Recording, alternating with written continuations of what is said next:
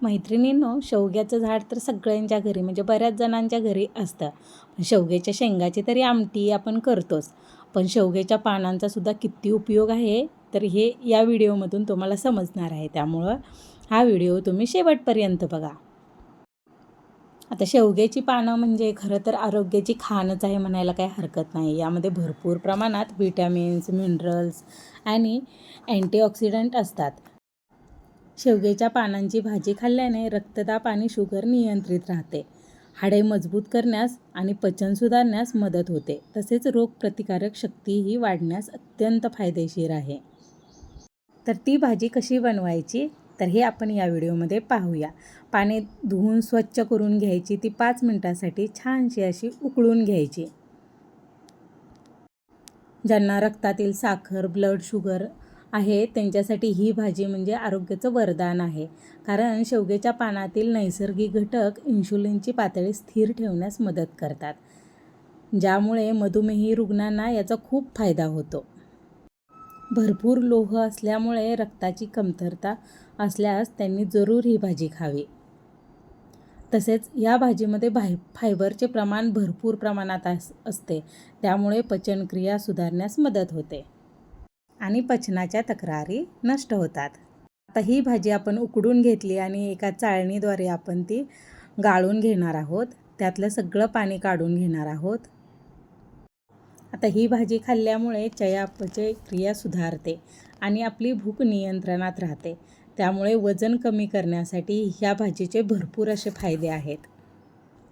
आता आपण या भाजीसाठी घेणार आहोत हे साहित्य, जे की 2 कांदे, कांदा जरा भरपूरच घ्यायचा, 1 टोमॅटो आणि इथे मी घेतलेली आहे चिंच. चिंच घातल्यामुळे भाजीला खूप छान चव येते. तर चिंच इतक्या प्रमाणात मी घेतलेली आहे. त्याचबरोबर शेंगदाण्याचा कूटही घेतलेला आहे. आता कोणी यामध्ये डाळही घालून ही भाजी करतात. आता इथे मी घेते हळद, मीठ आणि चटणी. इतकं साहित्य आपल्याला या भाजीसाठी लागणार आहे. तर चला आता आपण पटपट कांदा कट करून घेऊयात. आता प्रत्येकाची भाजी करण्याची पद्धत वेगळी असते, पण माझी भाजी करण्याची पद्धत ही आहे आणि या पद्धतीनं तुम्ही जर भाजी करून बघितलीत तर तुम्हाला नक्कीच आवडणार आहे, याची मला खात्री आहे. आणि मला वाटतं की तुम्ही सर्वांनी ही भाजी करून पाहावी. खरंच आपल्या आरोग्यासाठी पण खूप फायदेशीर आहे ही भाजी. आणि ही भाजी खाल्ल्यामुळं त्वचा आणि केसांसाठी याचे भरपूर फायदे आहेत. या भाजीमध्ये व्हिटॅमिन ए आणि व्हिटॅमिन ई असते, ज्यामुळे की आपले केस जर गळत असतील तर ते कमी व्हायला मदत होते आणि आपली त्वचा निरोगी राहते, सुरकुत्या कमी होतात. आता ही भाजी मस्तपैकी वाफवून घेतलेली आहे. आपण गाळणीत काढून घेतली. इतकं पाणी राहिलं आहे बघा त्यामध्ये. तर आपण अशा प्रकारे हे पूर्ण गाळून त्याला दाबून त्यामधलं सगळं पाणी काढून घ्यायचं आहे. नंतर एका कढईमध्ये मस्तपैकी 1 पळी ते 1.5 पळीच्या दरम्यान तेल ओतून घ्यायचं आहे. त्यानंतर आपण चिरलेले 2 कांदे होते ते कांदे घालायचे आहेत. ते छानसे परतून घ्यायचे आहेत.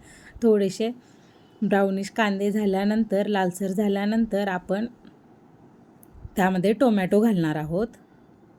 तर आत्ता कांदा छानपैकी परतून झालेला आहे.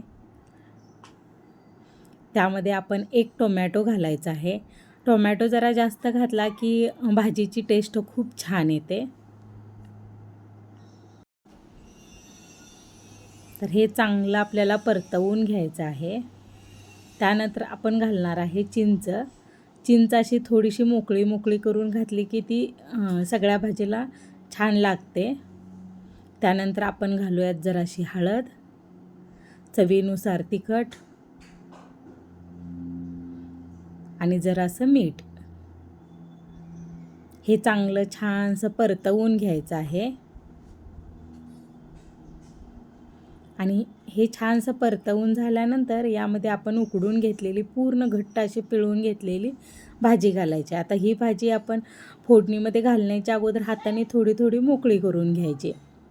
ही भाजी मोकळी करून फोडणीमध्ये घातल्यामुळं काय होतं की त्याच्या गुठळ्या होत नाहीत आणि भाजीला सगळा मसाला लागला जातो. तर अशा प्रकारे मी ही सगळी भाजी यामध्ये घालून घेतली आणि ती छानशी मिक्स करून घेते.